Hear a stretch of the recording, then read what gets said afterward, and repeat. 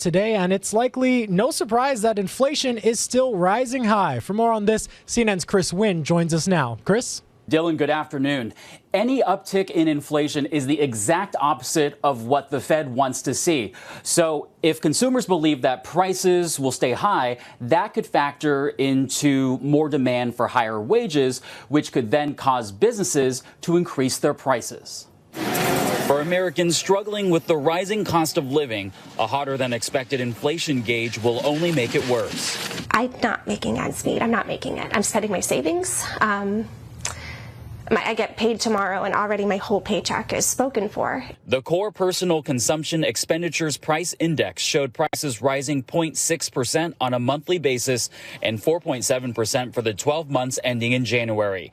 It's the first time the index has ticked up in 3 months. Stocks plunged Friday morning as the report adds pressure on the Federal Reserve to continue with its rate hiking campaign. The Fed, look, I have all respect for Jay Powell. But, the fact is we lost a little bit of control of inflation. Models didn't pick that up. But inflation is focused on services like hotels and meals out. Meanwhile, goods prices continued falling, dropping 0.7% from the previous month, and consumer sentiment is on the rise. Also released Friday, the closely watched University of Michigan's survey of consumers shows people are feeling better about the economy. Still, many fear inflation will be higher in the near term. I think that's the hardest thing, is what were considered luxuries that weren't even really that luxurious. We just can't afford it anymore.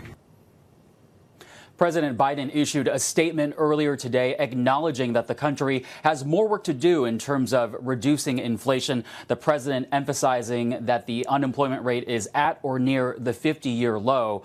We also learned today that consumer spending last month went up 1.8%. Reporting from our nation's capital, I'm Chris Wynn. Hawaii News Now. Dylan? Chris, thank you so much for breaking all of that down. I got a question for you. What's behind the rise in consumer spending?